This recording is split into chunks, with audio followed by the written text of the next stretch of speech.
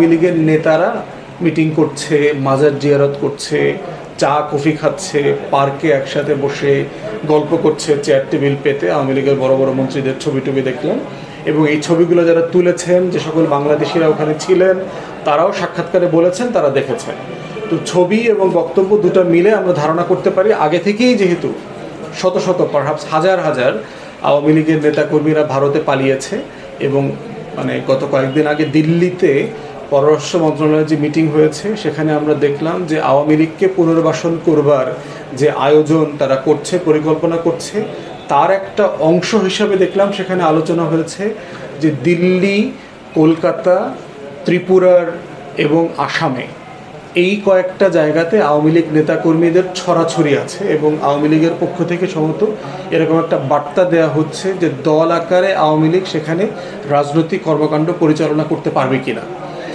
তো ভারত সরকার তাদের কূটনীতিক এবং যারা বোদ্ধা শ্রেণী আছেন তাদের সাথে পরামর্শ করে তারা বলছেন যে আপাতত আওয়ামী লীগের ব্যানারে উন্মুক্তভাবে কোনো কাজ না করে গোপনে কিভাবে নিজেদেরকে সংগঠিত রাখা যায়, করা যায়, সেটার জন্য তারা চাইছেন।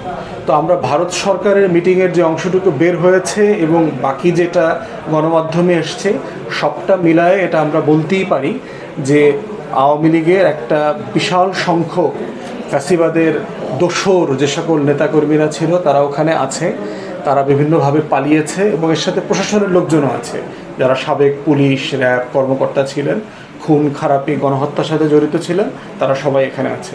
এর সাথে যে প্রশ্নটা বারবার চলে আসছে যে তাহলে এই লোকগুলো গেল কিভাবে, পালাইলো কিভাবে? কারণ ক্যান্টনমেন্টের সূত্রে আইএসপিআর সেনাপ্রধান বলেছেন 623-24 জন লোক ওনাদের হেফাজতে ছিলেন। তো এবং তারা নিজ দায়িত্বে এসছেন, তারা কয়েকদিন পরে নিজ দায়িত্বে আবার চলে গেছেন, যদি তাদের নাম প্রকাশ করা হয়নি। তাহলে একটা বড় জায়গা আসছে যে অনেক মানুষকে ট্রাভেল ব্যান দেওয়া হয়েছিল, তারা দেশ ছাড়তে পারবেন না, তাদের উপরে ফৌজদারি মামলা হয়েছে। তাহলে এই মানুষগুলো দেশ ছাড়লো কিভাবে, এই প্রশ্নটা আসছে। এই প্রশ্নটার জন্য আমি মনে করি যে সরকারের স্বরাষ্ট্র মন্ত্রণালয়, আইন এবং ইমিগ্রেশন, বর্ডার সিকিউরিটি যারা দায়িত্বে আছেন, বিজিবি, সব কিছু মিলে একটা কমিটি করে দেওয়া দরকার।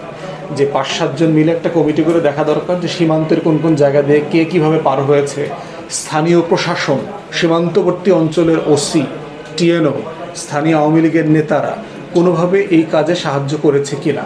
এবং আমরা বিভিন্ন সূত্রে জেনেছি যেখানে যেখানে আওয়ামী লীগের ওসি ছিল বর্ডার এলাকাগুলোতে, তারা এবং লোকাল যে সীমান্তরক্ষী ছিল তারা বড় অঙ্কের লেনদেনের বিনিময়ে তাদেরকে এখান থেকে পার করে দিয়েছে। অতএব এটা তদন্ত হওয়া দরকার, কারা কারা এটার জন্য দায়ী তাদেরকে বিচারের আওতায় আনা দরকার, কারণ তারা ফ্যাসিবাদের দোসর, যাদের বিরুদ্ধে মামলা আছে, যাদেরকে বিচারের মুখোমুখি করতে হবে, এমন মানুষগুলোকে দেশ ছেড়ে পালিয়ে যেতে সাহায্য করেছেন। অতএব এটা কোনোভাবে আমাদের জন্য কাম্য হতে পারে না, এবং এটা তদন্ত যদি এখন না হয়, দেশেও যারা ঘাপটি মেরে আছে আওয়ামী লীগের অন্যান্য নেতাকর্মী, প্রশাসনের যারা করাপ্ট, দুর্নীতিবাজ এবং গণহত্যার সাথে জড়িত কর্মকর্তারা বিভিন্ন পর্যায়ের, তারাও এই প্রসেস ফলো করে করে দেশ পালাবে। তারা ভারতে যাবে, ভারত থেকে এরপরে আমরা দেখতে পাচ্ছি কানেক্টিং ফ্লাইট করে অনওয়ার্ড জার্নি হিসেবে তারা সিঙ্গাপুরে যাচ্ছে, তারা দুবাই চলে যাচ্ছে, ইউরোপ আমেরিকায় চলে যাচ্ছে, ব্রাসেলসে চলে গেছে।